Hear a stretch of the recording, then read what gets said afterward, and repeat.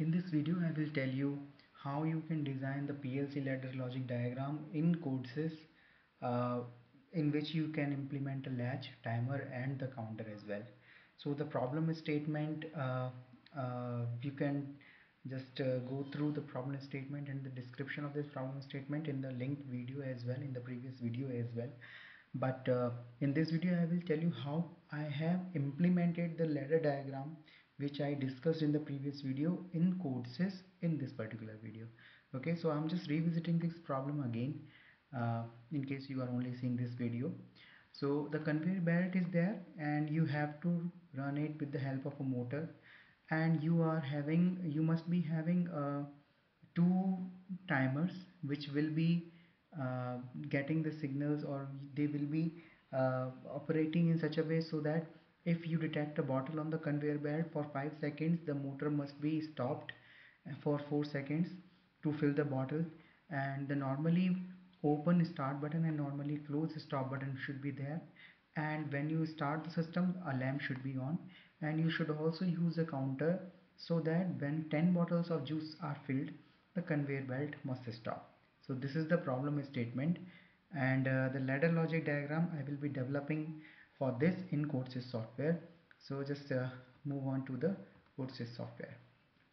Okay, so in this, if you have opened the Codesys software, just go in new project, or you can also go in file and then you have new project, and then you just click on the standard project, name this as maybe example with timer counter,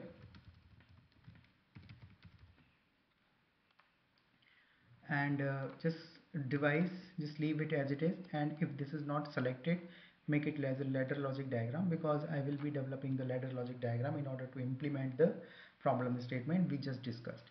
So this will create this thing, and before doing this, since we do not have a physical PLC associated with this device right now, so I will just go in online and make it in simulation. Okay, further, uh, in PLC program, since I have to develop the PLC program in ladder logic diagram, so I will just double click it, and then you will see that I have created various rungs. Okay, so first rung is there. I can also add different rungs to this program. Okay, so we will be first using a start button, so I will be putting a normally open contact, and I'll just name it as start. So once I press enter, it will ask me whether this is a boolean variable or what type of variable is it, that sort of thing. So this is a variable whose name is start and the type of it is boolean. So it only tells me whether a system, obviously this particular signal, sorry, this input is on or off, so boolean will do. Apart from that, I have to create a latch, so that is why I will put a stop button here, which is normally closed. It is also indicated in the problem statement, and the same thing will be doing, I will be doing the same thing, like me creating the variable for that. Further, contact will be there in order, sorry, relay will be there, coil will be there, which will be associated with the lamp, and it is also a boolean variable, that means whether the lamp is on or off. And now since I have to create a latch, so what I will do, I have to attach a parallel branch across this start, so that when I momentarily press this start button, the lamp, that alternative parallel path, make sure you have a conduction path, and that will give me the complete latch operation. So let me just name it as lamp. So this is simply the latch operation. Okay, where you can use a momentarily press start button, momentarily pressed stop button, and the latch operation is there. So start the thing, you have to press start. For stop the lamp, you have to just press the stop button.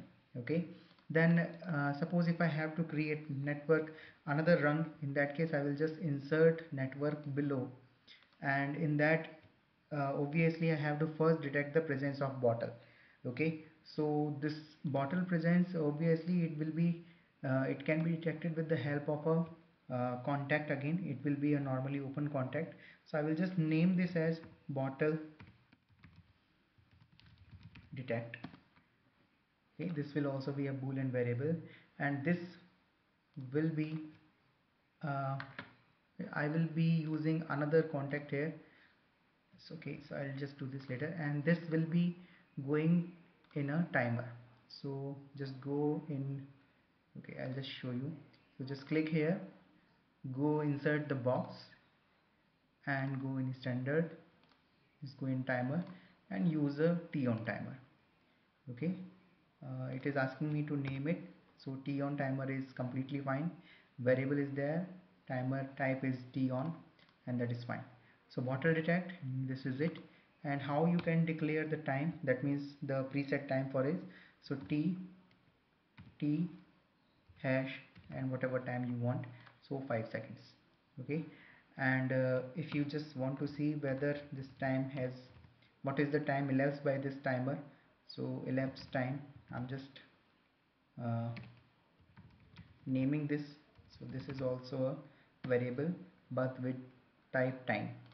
Okay, so this is it. So this is created for the first timer, and obviously this should only be open, or this should only be executed if you have pressed the start button. So if I incorporate a normally open contact here and name this as lamp, in that case what will happen, if this lamp is on, in that case only this timer will be executed upon detecting the bottle. So that thing we have done here. We will also be using another input or some modification in this rung, but before that I will just be creating another rung below this created second rung. So in this rung I will be again doing the same thing. That means I have to first put the normally open contact lamp, and then uh, I will be using the signal of Q bit of timer 1, that means this T on 0, in order to enable the second timer. So what I will be doing, I will be putting a normally open contact here, and this bit will be connected to Q bit of timer 0, this timer, the first timer. Okay, so this is it, and then I will be putting a timer again as we did for the first case. So this will also be a T on timer, and the preset value for this is 4 seconds, which is given in the question statement. So let me just name this as elapsed time motor stop. Okay, so these are variables, you can name them I mean you can name them in any way you want, that's it. Okay, so this is it, and now this Q bit will also be used here. Okay, the description of why I am doing this you can find in another video, the link of which is in the description as well. So this is it, I will be using a normally closed contact, and this variable will be nothing but the timer, the second timer's Q bit in negative mode. You just see this is in negative mode. Okay, now we have created two timers. Now I will be just putting the counter thing, and if I want to put the counter, obviously uh, I will be again going into this box, standard, going to counter, and I will be using a down counter. Okay, so as soon as I insert a down counter, it will be giving me two normally open contacts, which will be treated as which will be treated as the inputs to this down counter. Okay, so this is the enable bit. Okay, that means whenever you have a positive age trigger at this particular input here, so the count value will be decreased by 1. So this is down counter, that is why the value will be decreased. So preset value, the count value is say 10, and say number of bottles, since this is a down counter, so number of bottles remaining will be displayed here. Okay, remaining will be displayed here, so that is a word thing. And now this will be the timer 2's counters qubit. That means whenever I have a positive is triggered, that means whenever the bottles have been filled, the motor is starting to run again. In that case only the count must be decreased by 1. That means the bottle has been filled.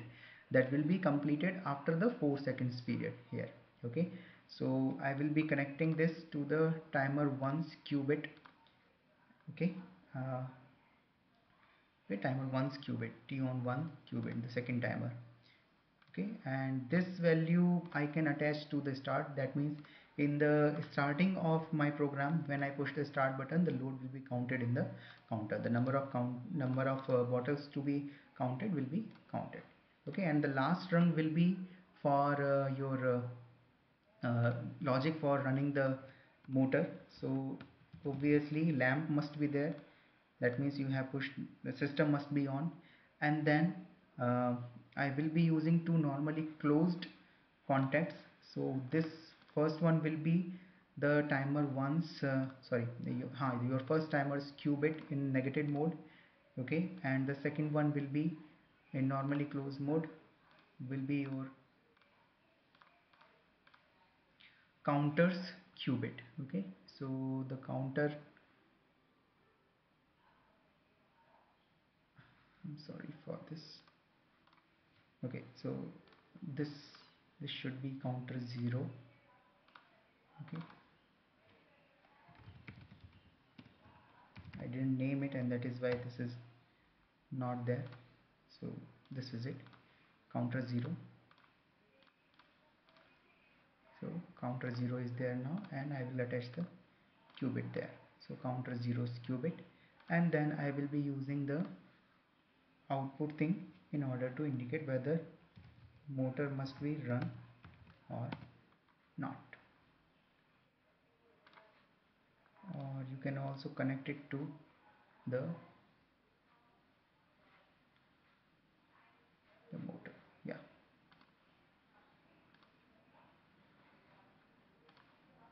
just delete it and you create a motor we have not created yet, so this will be used for creating a motor. This will be a new variable. So this is it. This is the ladder logic diagram which we can use to uh, which can be used to implement or simulate the logic for solve that purpose, that means given in the problem statement. And we can also provide a visualization effect in your program as well. Okay, so what I will be doing, I will be going in application, just right click it, go to add object and just go to visualization and add it. It will take some time, and what it will do, it will create a visualization window where you can uh, give some human machine interaction kind of thing. Okay, that means you can have switches, you can have lamps, you can have different aspects of it.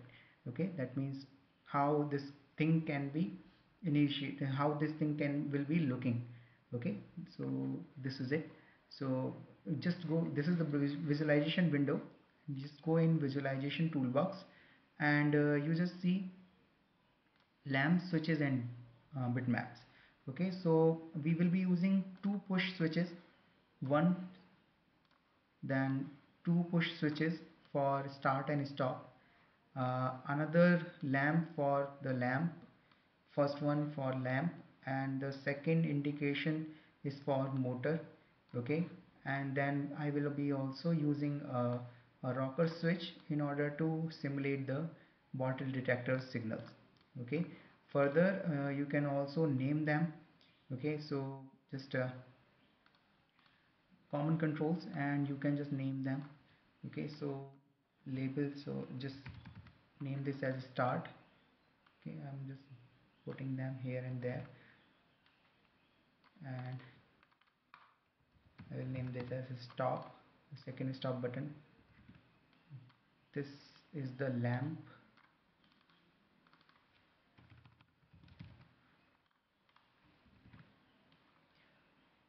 this is for motor, and this will be bottle detector signal.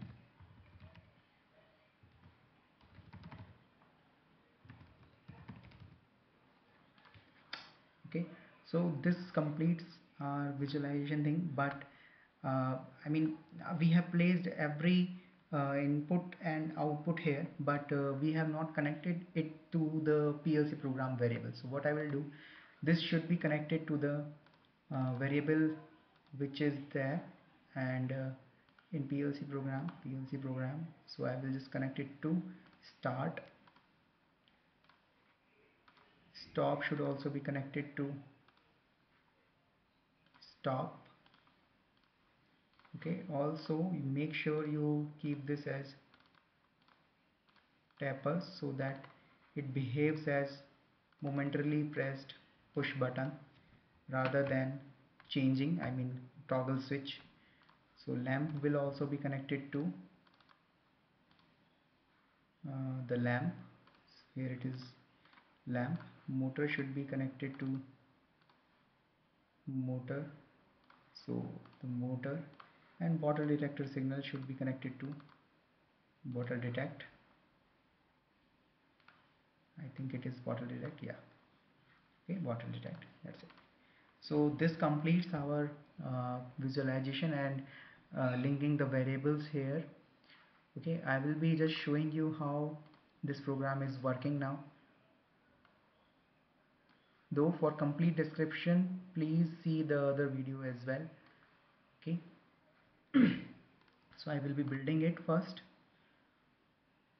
It tells me whether there are some errors or not, so there are no errors, and this I will log in, click yes because I do not have a physical PLC attached here, and then